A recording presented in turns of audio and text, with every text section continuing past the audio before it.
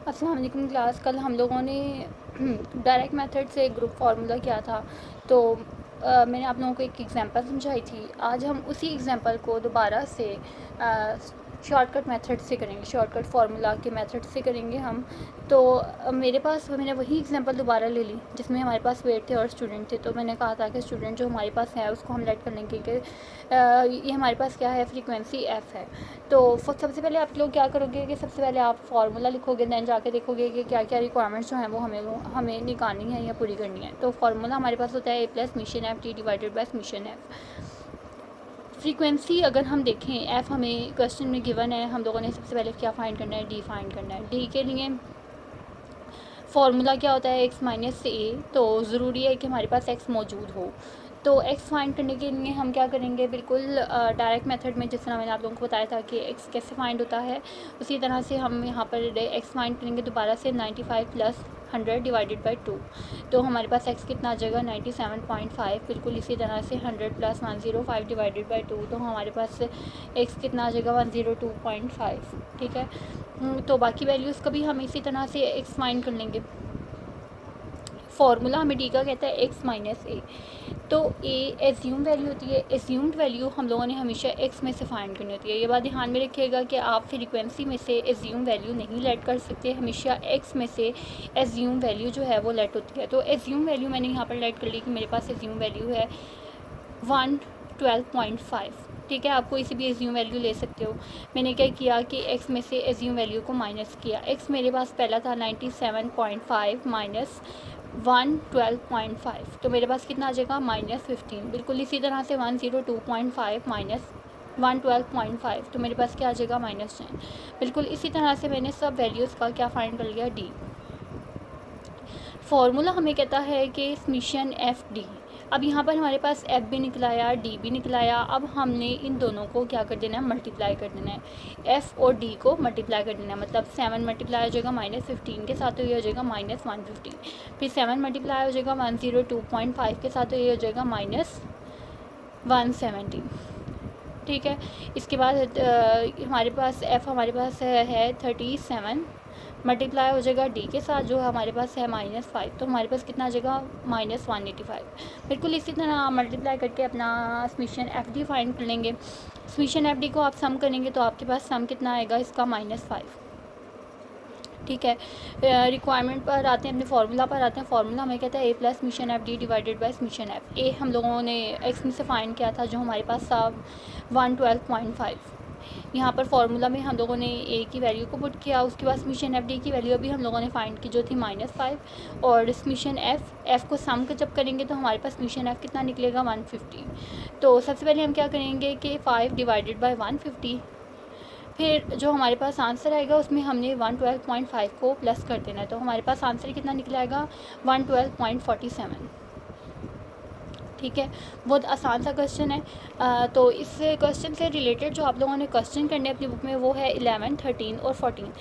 यही क्वेश्चन मैंने आप लोगों को डायरेक्ट मेथड में कहा था कि आप लोगों ने ये करने, इसमें 12 भी इंक्लूड था डायरेक्ट मेथड में, लेकिन 12 वाला जो क्वेश्चन है अब आप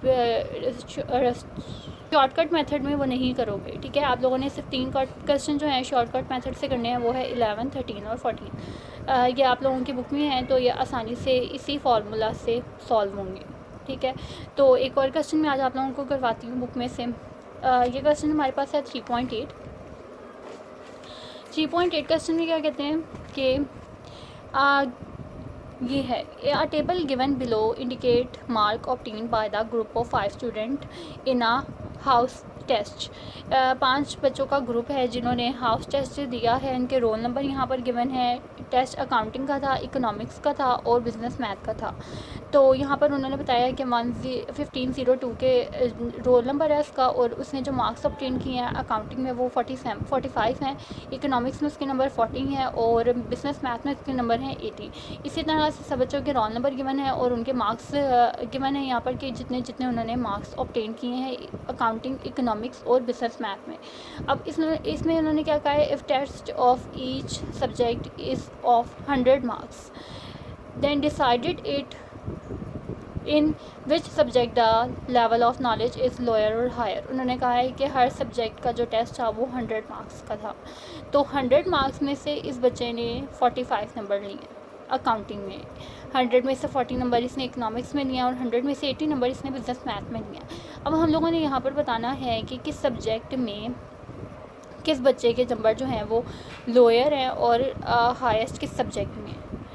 तो देखते हैं इस सवाल को कैसे सॉल्व करना है हम लोगों ने।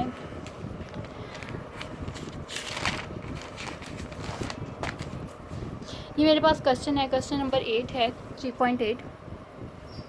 मैंने क्या किया, अपने सवाल को एज इट इज़ यहाँ पर उतार लिया। इसके बाद मैंने क्या किया कि अकाउंटिंग के जितने भी नंबर थे तमाम बच्चों के मैंने उनको ऐड कर लिया, सम कर लिया। तो मेरे पास मिशन एक्स कितना आया 340, ठीक है। इस सवाल में उन्होंने ऊपर मैंने क्या किया कि अकाउंटिंग को एक्स का नाम दे दिया, इकोनॉमिक्स को वाई का और बिज़नेस मैथ को जी का नाम दे दिया। आप इसे ए बी सी डी जो मर्ज़ी वट एवर नेम दे सकते हो, ठीक है। तो इसके बाद मैं इकोनॉमिक्स पर आई, इकोनॉमिक्स के नंबर जितने भी थे स्टूडेंट के मैंने उसको ऐड कर लिया। तो मैंने इसको नाम दिया मिशन वाई इक्वल्स है 245 के। इसी तरह मैंने बिज़नेस मैथ के सारे नंबर ऐड कर लिए, तो मैंने इसको जी का नाम दिया। जब मैंने इसको सम किया तो मेरे पास कितना आया मिशन जी 270। अब मैंने यहाँ पर देखना है कि अकाउंटिंग में बच्चों के कितने एवरेज मार्क्स थे। तो एवरेज मार्क्स मैंने यहाँ पर लिखा average marks in accounting. Mission हमारे पास मिशन यहाँ पर फार्मूला पुट करेंगे mission x over n. Mission x हमारे पास कितना है 340, ठीक है। और एन टोटल नंबर जो है रोल नंबर स्टूडेंट के वो हैं 5 स्टूडेंट हैं जिनकी हम लोगों ने एवरेज फाइंड करनी है। तो 340 डिवाइड हो जाएगा 5 के साथ, तो हमारे पास कितना आ जाएगा 60। आगे इसी तरह से हम एवरेज मार्क्स इकोनॉमिक्स में फाइंड करेंगे। हम लोगों ने क्या करना है mission y divided by n. Y हमारे पास है 245 डिवाइड कर देंगे एन के साथ, तो हमारे पास कितना आ जाएगा 49। बिल्कुल इसी तरह से बिज़नेस मैथ में हम नंबर फाइंड करेंगे summation c divided by n. C हमारे पास है 270 डिवाइड कर देंगे इसे 5 के साथ, तो हमारे पास कितना आ जाएगा 50। अब हम लोगों ने यहाँ पे बताना है कि ज़्यादातर बच्चों ने अच्छे मार्क्स कौन से सब्जेक्ट में लिए हैं, अकाउंटिंग में लिए हैं, इकोनॉमिक्स में लिए हैं या बिज़नेस मैथ में लिए हैं। अगर मैं इन तीनों को देखती हूँ, हमने अभी एवरेज फाइंड की, तो सबसे बेहतर मार्क्स मुझे अकाउंटिंग में नज़र आ रहे हैं, ठीक है। कि अकाउंटिंग के सब्जेक्ट में बच्चों के मार्क्स फिर भी कुछ बेहतर थे, और सबसे कम मार्क्स जो मुझे नज़र आ रहे हैं वो है इकोनॉमिक्स में सबसे कम मार्क्स हैं और अकाउंटिंग में सबसे ज़्यादा बच्चों ने नंबर लिए हैं। तो अब मैंने इसको बताना है कि क्वेश्चन में उसने कहा था कि आपने हाईएस्ट और लोएस्ट लेवल बताना है कि सबसे ज़्यादा हाईएस्ट नंबर किस सब्जेक्ट में और सबसे लोएस्ट नंबर किस सब्जेक्ट में है। तो मैं यहाँ पर लिखूँगी level of knowledge in economics is low, क्योंकि हम लोगों ने देखा कि सबसे कम जो नंबर थे वो इकोनॉमिक्स में थे, इसीलिए मैंने यहाँ पर लिखा level of knowledge in economics is low. आगे सबसे ज़्यादा हम लोगों ने नंबर देखे कि अकाउंटिंग में थे बच्चों के, तो यहाँ पर मैं लिखूँगी level of knowledge in accounting is high. तो ये क्वेश्चन नंबर 8 था। तो ये भी आप लोग अटैम्प्ट कीजिएगा दोबारा से, और जो मैंने आप लोगों को 3 क्वेश्चन बोले हैं शॉर्टकट मेथड से वो भी आप लोगों ने अटैम्प्ट करने हैं, बाकी फिर हम इंशाल्लाह बाद में करेंगे।